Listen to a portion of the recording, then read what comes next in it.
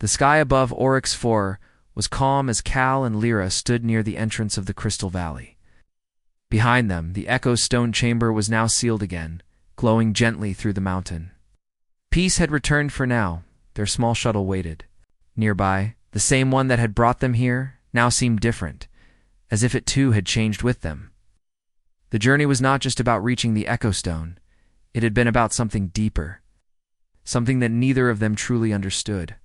When they began, Lyra looked out over the valley. The sunlight touched her face, and her silver hair moved gently in the breeze. "This place," she said softly, "feels more alive now." Cal nodded, because the Echo Stone shared its message. It didn't just test us. It wanted to be heard. Both remembered what they saw in that final wave of light memories, feelings, moments of kindness, pain, and truth. It had not been just a test of power. It was a reflection of the heart. Lyra turned to him. "The galaxy has forgotten how important emotions are. They see them as weakness. But the stone reminded us that feelings can guide, protect, and heal. And sometimes," Cal said with a smile, "they bring people together." She smiled. Back, reaching for his hand, took it without hesitation. As they boarded the shuttle, Lyra opened a small panel and activated a hidden transmitter. A soft hum filled the air. "What's that?" Cal asked. "It's a Veyari signal," she replied. "A peaceful wave, powered by the Echo Stone's energy. It carries no orders, no lies, only the memory of what happened here." "You're sending it out into space?" "Yes," she said. "Let others feel what we felt. Maybe it will reach someone who needs hope." The shuttle lifted off the ground slowly, rising above the Crystal Valley. As they ascended, the light from the Echo Stone pulsed one last time, as if saying goodbye. Back in the orbital station, things were different too. The traders still sold goods, the travelers still passed through, but whispers had begun. Stories of a strange energy felt during the night. Stories of dreams filled with light, warmth, and peace. People were beginning to notice something had changed. Cal and Lyra stepped off the shuttle and were met by Dax, Cal's old engineer friend. His eyes widened when he saw them together. "Cal," he shouted, "you're back, and you're famous." Cal blinked. "Famous?" Dax pulled out a datapad. "Look, people across the station are talking about the Harmony Wave. Some say it healed sick plants. Others say it brought peace to people having arguments. One guy even said his nightmares stopped." Lyra, watch the screen. It's already spreading. The Echo Stone's message is reaching minds and hearts. Just then, a group of station workers walked past. One of them looked at Lyra, paused, and gave a small, respectful nod. Lyra smiled kindly. "It seems the bond between species is already beginning." Later that evening, Cal and Lyra stood on the balcony of the station's highest garden dome. Below them, stars stretched across space like glitter on black velvet. It was quiet here, safe. "Do you think Marek will try again?" Cal asked. "No," Lyra replied. "The stone rejected him, and now many know what he tried to do. His name will not carry power anymore." "That's good," Cal said with relief. "I've had enough danger for now." She laughed softly. "And what do you want now, Cal?" He looked at her. "Just more moments like this. With you." She stepped closer. "You still think I'm beautiful?" He chuckled. "That hasn't changed, even after everything?" She asked. "Especially after everything," he said. "But now I see more. You're not just beautiful. You're strong, kind, and full of wonder." She looked down, her cheeks slightly pink. "And you, Cal, you're not just a repairman." "Anymore? I'm still me," he said. "Still fixing broken things, you know." She smiled, placing a hand on his chest over his heart. "This time, you mended something that wasn't yours to fix. And yet, you did." They stood there in silence for a while, just watching the stars. Then Lyra spoke softly. "There's more to do. My people will want to learn from this bond, and yours too. We can help others understand that feelings are not weakness but strength." I nodded. "I'll be by your side, whatever comes next." She leaned against him. "Then let this be the beginning." And with that, their journey truly began, not as strangers from different worlds, but as partners.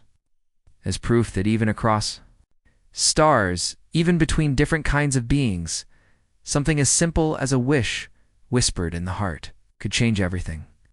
Cal was just a simple human technician working in the orbital station above planet Orcs 4. His life was quiet, full of wires, tools, and silent hours. Every day he walked the long steel corridors with his toolkit slung over his shoulder. His job was to fix communication panels, adjust data relays, and avoid trouble. He didn't expect anything special. In fact, most days felt the same, until she walked by. It was a normal afternoon. The station's marketplace was full of noise and colorful beings. Traders from different planets sold strange fruits, bright fabrics, and shiny gadgets. Cal had just finished repairing a flickering sign when he saw her. She was unlike anyone he had ever seen. Her skin was pale blue with soft, purplish tones, like a sunset over ice. She had small, elf-like ears and long, silver hair that moved gently as she walked. Her dress flowed like it was made of water, and her eyes held the stars. She wasn't just beautiful, she was graceful, like she belonged to another world far beyond his. Cal froze, hiding partly behind a support beam. He didn't want to stare, but he couldn't help it. She helped a small child who had dropped a bag of fruit. She knelt with a soft smile, gathered the scattered pieces, and returned them with a nod. The child laughed and hugged her before running away. Something stirred deep in Cal's heart. A quiet thought, a silent wish. She's so beautiful. I wish she were mine. He didn't say it aloud. He only thought it. A private, quiet whisper inside himself, meant for no one. But then, the alien girl stopped. She stood still, mid-step. Her body stiffened, as if she had heard a sound. Her head turned slowly. Her eyes scanned the crowd, and then they locked on him. Cal's heart jumped. Had he said it out loud by mistake? No, he was sure he hadn't. The alien girl tilted her head, eyes narrowing in wonder. Then, instead of walking away, she stepped toward him. Cal panicked. He run? Should he apologize? What had he done? She stopped in front of him, only a few steps away. The sounds of the marketplace seemed to fade. The moment felt still, as if time itself was watching. Why does your heart speak louder than your mouth? She asked softly. Her voice was like a breeze across calm water, gentle and clear. Cal blinked. I didn't say anything. Her lips curved into a small smile. Not with your voice. But I heard something, a wish. Now, it was Cal's. Turned to tilt his head. Wait, you heard my thought? Heard your feeling, she said. My people are Vayari. We sense deep emotions. Most are loud and selfish. Yours was honest, quiet, warm. Cal felt his cheeks turn red. I'm sorry, I didn't mean to offend you. You didn't, she said quickly. You surprised? Me. That is not easy to do. He looked down, unsure what to say. But then he realized she was still standing there, still looking at him. Not angry, not mocking. Curious. What's your name? She asked Cal. He replied, managing a small smile. I fix broken things. She seemed to consider that. I'm Lyra. I study emotions. Emotions? He asked. Like feelings? Yes. My people believe feelings hold power. Not just inside, but out in the universe. Some feelings can reach across minds, and sometimes across stars. That sounds like magic, Cal said. She smiled again. Maybe it is. They stood in silence for a moment, both unsure what to say next. Round them, the noise of the market slowly returned, but it felt far away. You're not like others here, Lyra said. Most look at me like I'm a trophy. You looked at me like I was real. Cal chuckled nervously. You are real. More real than anything I've ever seen. Lyra seemed pleased by his answer. Would you like to join me for tea? Tea? Cal blinked. You mean like now? Unless your repairs are more important than discovery, she said with a playful tone. He quickly shook his head. No, I mean yes, I'd love to. Lyra turned and began walking toward a small tea house near the garden dome. Cal followed, still confused but smiling. He had only whispered a wish in his heart, and somehow that wish had reached her. He didn't understand how, but for the first time in his life, something strange and wonderful was beginning, and deep inside he wondered, was this just chance, or had his heart spoken to something far older than science could explain? The tea house inside the garden dome was quiet. Plants from a dozen planets grew along the walls, releasing calming scents into the air. Soft music played from hidden speakers. The lights above gave off a warm, natural glow like real sunlight. Cal sat across from Lyra at a small round table made of smooth crystal. A pot of purple steamed tea sat between them. Lyra poured it into 2 clear cups. The liquid shimmered as it touched the glass. Cal lifted his cup carefully. This smells sweet and spicy. It's made from Virali roots, Lyra explained. They help quiet the mind so true emotions can rise. Cal chuckled. My emotions are already loud around you. Lyra smiled, placing her hands gently on the table. That's what I wanted to ask you about. Your feeling, the one I heard, it was strong and true. Not many minds shine that clearly. I didn't mean for anyone to hear it, Cal said honestly. It just slipped out, inside my head. I know. But the way I heard it, it wasn't like a word. It was like a warm wave, washing over me. Cal took a sip of the tea. So your people can read minds? No, Lyra said. Not minds.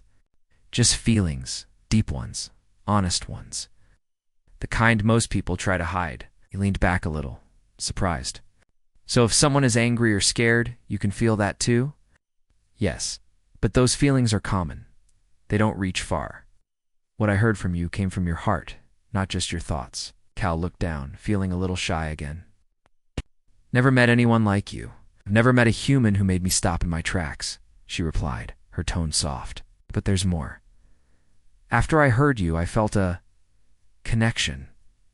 A connection, she nodded, very faint. Like a thread made of light, stretching between us. It's never happened with a human before. Cal tried to understand. Is that good or dangerous? I don't know yet, she said. That's why I brought you here, to test it. Cal, Saturday, up straight. Test it? How? Lyra reached into a small bag and placed a glowing stone on the table. It was smooth, egg-shaped, and shimmered with shifting colors. This is a memory crystal. It records emotional echoes. Wait, like a recording device, Cal asked? In a way, Lyra said.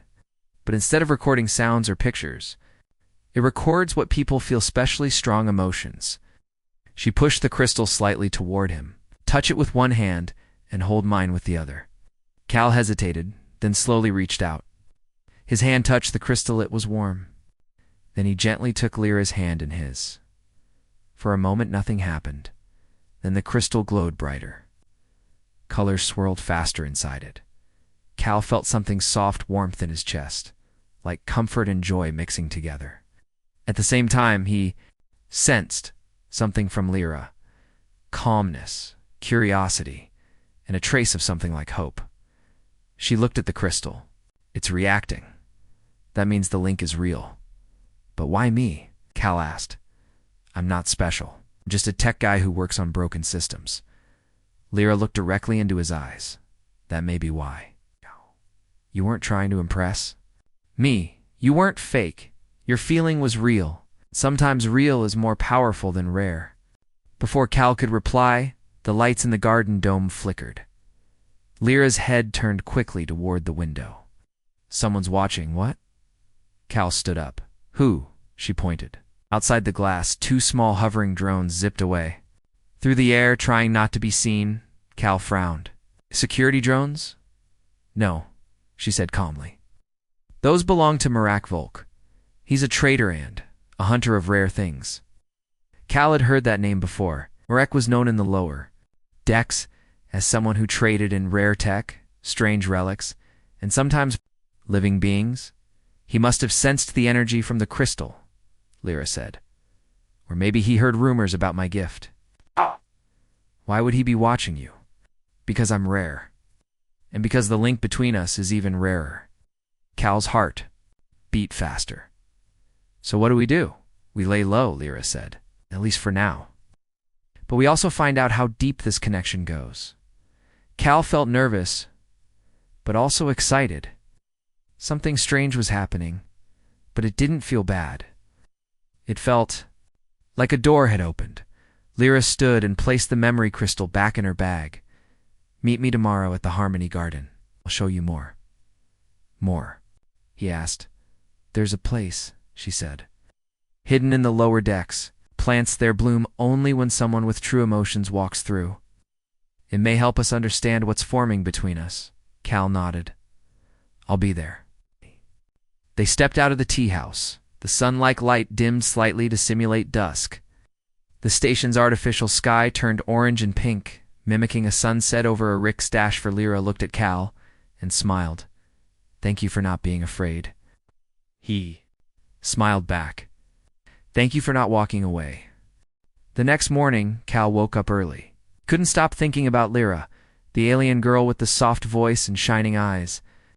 What happened yesterday still felt like a dream yet. He could feel it in his chest, that strange warmth, that connection. It wasn't something he imagined. It was real.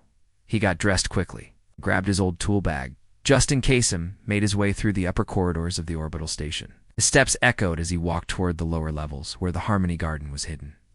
Very few people ever visited that part of the station. It was quiet, peaceful, and often forgotten.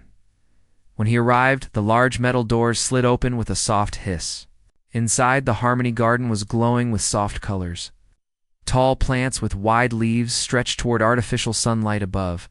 Delicate flowers shimmered in blues, silvers, and deep reds. Some of them moved gently even without wind, like they were reacting to the presence of visitors. Lyra stood near a crystal tree in the center, waiting for him. She wore a different outfit today, simple flowing fabric in soft green that matched the garden. Her pale blue-purple skin seemed to glow under the light. I'm glad you came, she said warmly.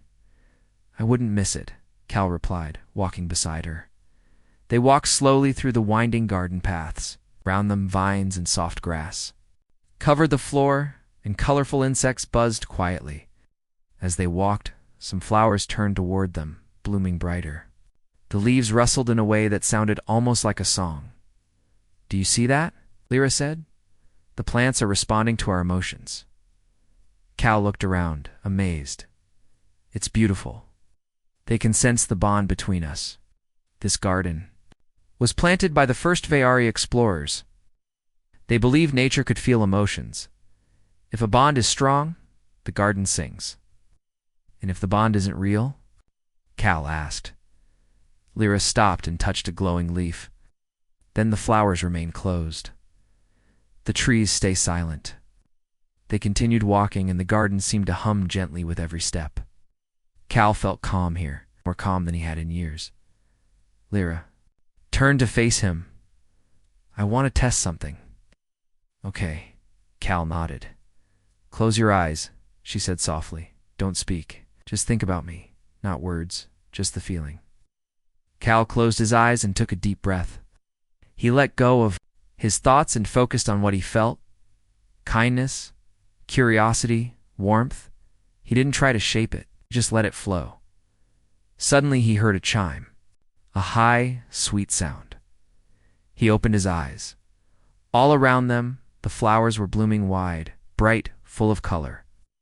The grass glowed under their feet, and even the crystal tree was pulsing with soft light.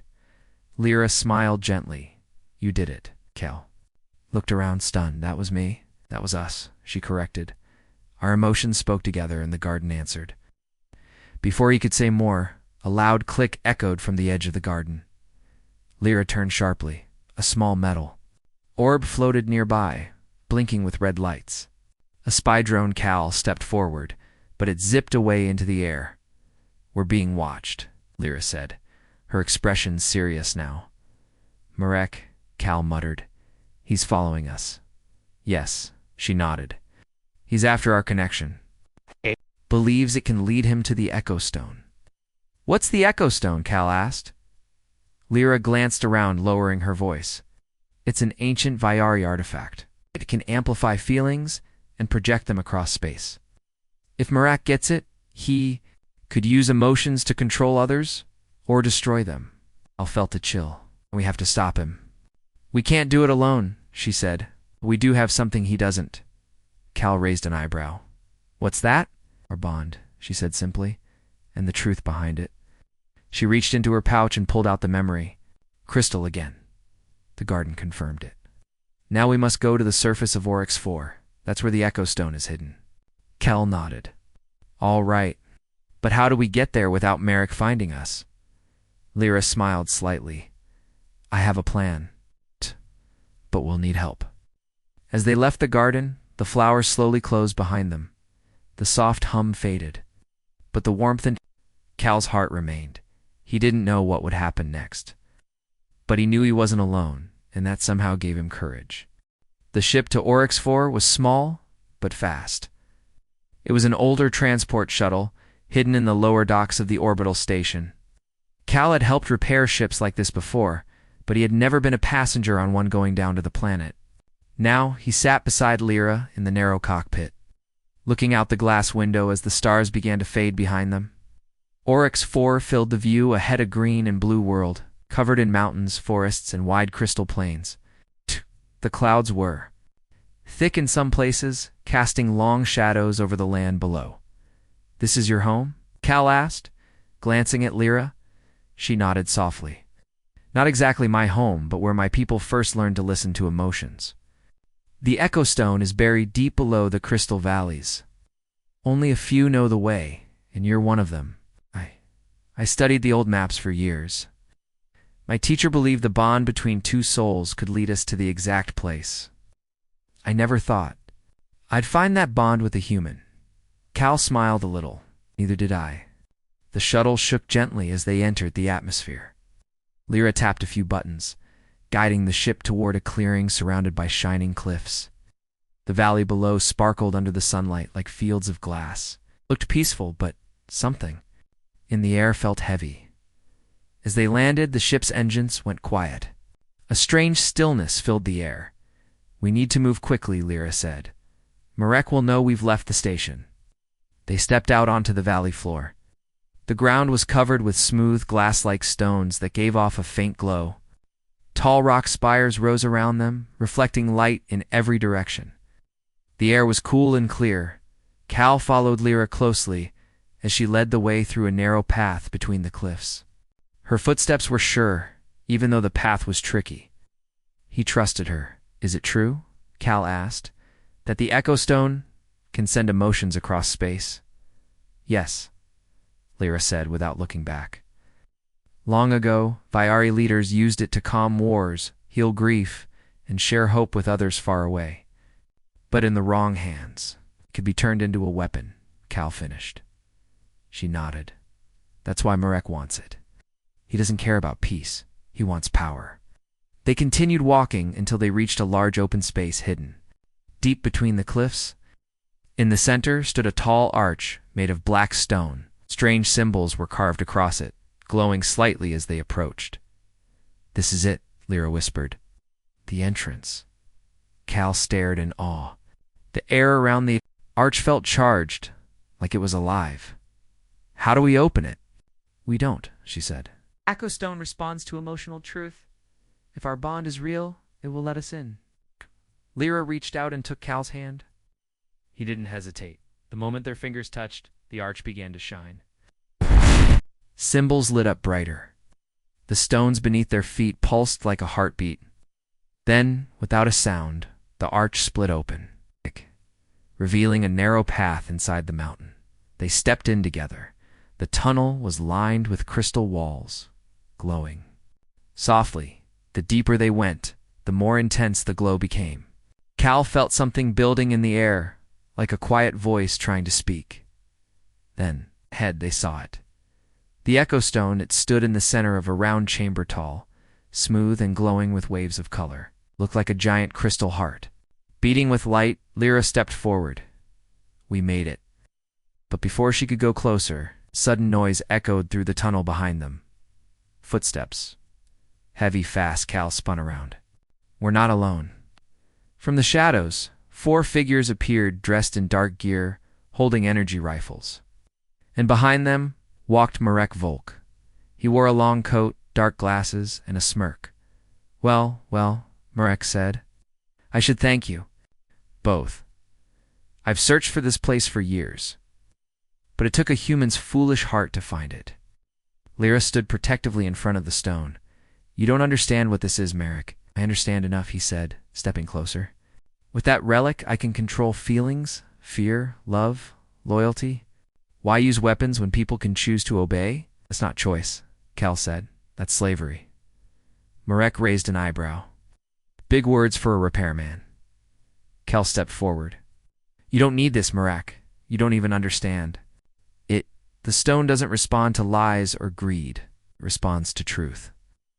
Then we'll see, Marek said. He motioned to his men. 2 of them raised their weapons. Lyra gripped Cal's hand. Don't fight them, she whispered. Let the stone decide. The echo stone suddenly pulsed.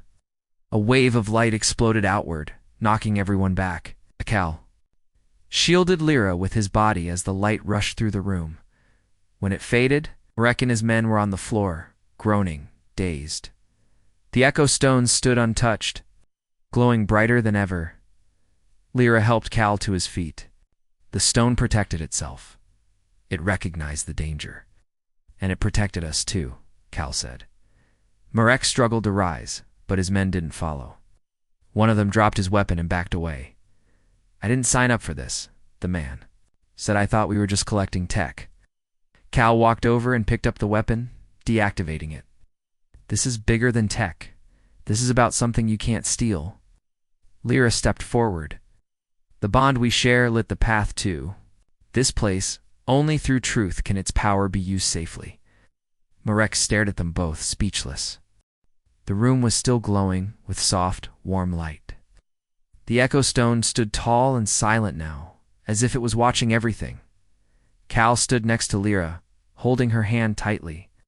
Marek was on his knees, angry and confused. His men were shaken. One had already run, and the others looked unsure. You saw what it did, Lyra said calmly. The echo stone doesn't accept force. It reacts to truth. Real emotions. Marek's eyes narrowed. Then I'll find a way to force it. Everyone has a weakness. No, Cal said. That's your mistake. You believe people can be controlled like machines. But not everything follows your plan. Suddenly, Marek pulled a small black device from his coat. Maybe not. But if I can't have the stone, I'll destroy it. Lyra's eyes widened. That's a disruptor. It'll tear the whole chamber apart. Marek stood quickly, pressing a button. The device beeped and blinked red. You have 5 minutes, he growled. Make your bond count. With that, he ran toward the exit. 2 of his men followed him. One stayed behind, frozen in fear.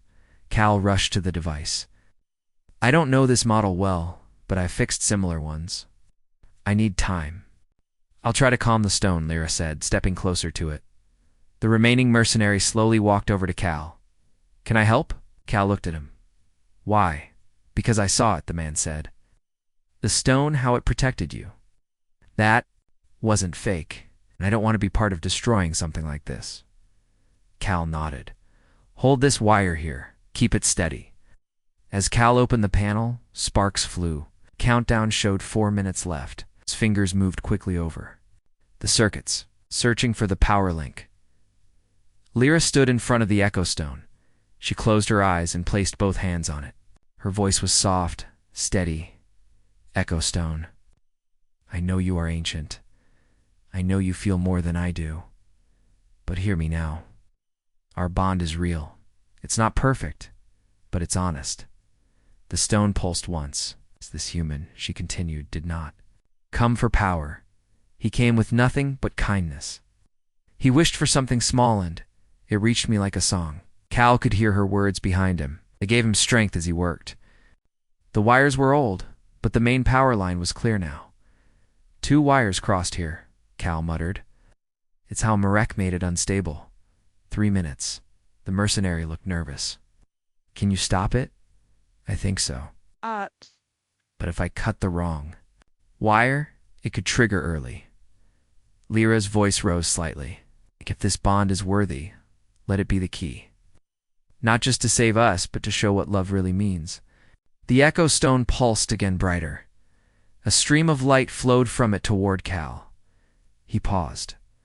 The light wasn't hot. It was warm. It wrapped around him like a soft wind, entering the device he was fixing. Suddenly the screen changed. A third option appeared. Harmony link detected. Cal stared. It's helping me. Lyra smiled. The bond is real. Now finish it. With one deep breath, Cal touched the screen and pressed the new option. The blinking stopped. The red light turned blue. The countdown froze at 1 minute. The device powered down. Silence. Lyra opened her eyes. The echo stone glowed. Peacefully again? Cal stood up, his hands shaking a little. We did it. The mercenary stepped back. I'm done working for people like Marek. I'll find another life. Cal nodded. Good choice. They all turned to look at the echo stone. It was brighter than before, almost alive. Light poured gently across the chamber like falling stars. Lyra walked to Cal and placed her hand over his heart. You saved more than just this chamber. You saved something much older. I didn't do it alone, he said. Suddenly the echo stone released one final wave of light, soft and full of emotion. It passed through them gently, showing brief images in their minds. Cal saw Lyra as a child, standing under a silver tree, alone, quiet, searching for connection. Lyra saw Cal fixing broken panels, eating alone, smiling at small things, never asking for more. Their hearts understood each other, and now they were joined. When the light faded, the chamber felt still. Again, Lyra turned to him. You whispered a wish in your heart. The stars answered. Cal smiled. I didn't know anyone was listening. I was, she said. And now, I always will be.